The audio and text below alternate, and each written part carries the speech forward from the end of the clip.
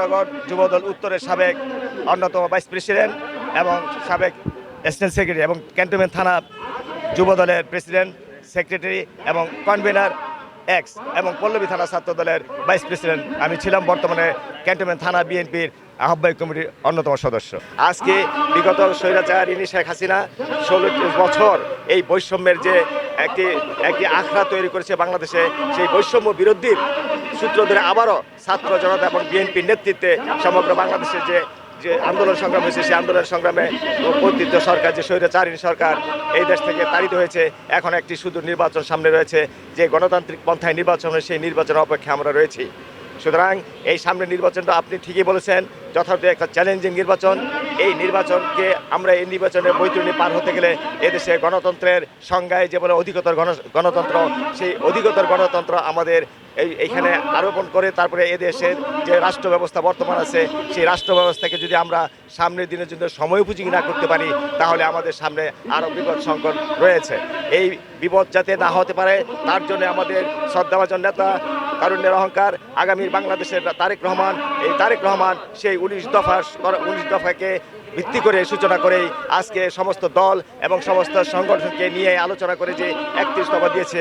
আমরা মনে করি 31 দফা বাস্তবায়ন হলেই আগামী যে কোনো সময় নির্বাচনের চ্যালেঞ্জ কমে আসবে এবং গণতান্ত্রিক পন্থায় আমি বিশ্বাস করি এই বাংলাদেশের সামনের দিনে সমস্ত নির্বাচনী হবে। এই বাংলাদেশকে তারেক রহমান এবং বিএনপির নেতৃত্বে ইনশাল্লাহ আশা করি এই দেশটাকে সমৃদ্ধিশালী করতে পারবে এবং ইউরোপের বাংলাদেশের অন্যান্য বিশ্বের অন্যান্য দেশের মতো এই বাংলাদেশ একদিন সারা বিশ্বে উজ্জ্বল নক্ষত্রে জল করবে সারা বাংলাদেশের মানচিত্র সারা পৃথিবীর বুকে। ক্যান্টনমেন্ট থানা বিএনপির যে গোড়াপত্তন ভবিষ্যৎ হবে এবং শক্তিশালী একটা ভিত্তি স্থাপিত হবে, সেটা আমরা সকলেই এই ক্যান্টনমেন্ট থানার বিএনপির যুবদল, ছাত্রদল, শ্রমিক দল, মহিলা দল সবাই বিশ্বাস করে।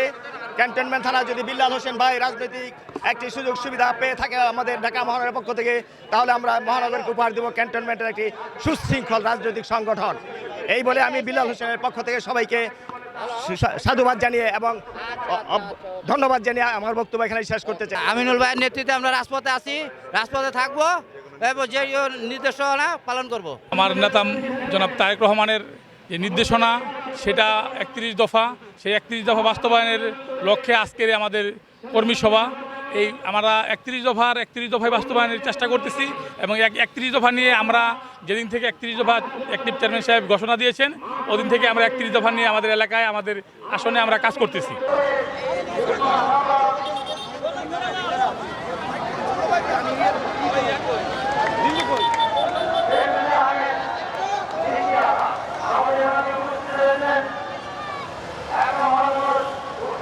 আমাদের ভোটের অধিকারের জন্য লড়াই করেছি, সেই অধিকার আমরা এখন পর্যন্ত আমাদের ভোটাধিকার পর্যন্ত না পাবো ততক্ষণ পর্যন্ত আমাদের এই ভোটাধিকার ফিরিয়ে পাওয়ার যে লড়াই সেটা অব্যাহত থাকবে। তারেক রহমানের নেতৃত্বে, ক্যান্টনমেন্ট থানা বিল্লাল নেতৃত্বে, যুব দলের জাকির ভাই, মিলন ভাই, সকলের নেতৃত্বে আমরা আগামী দিনে তারেক রহমানের নেতৃত্বে আন্দোলন সফল করবেন।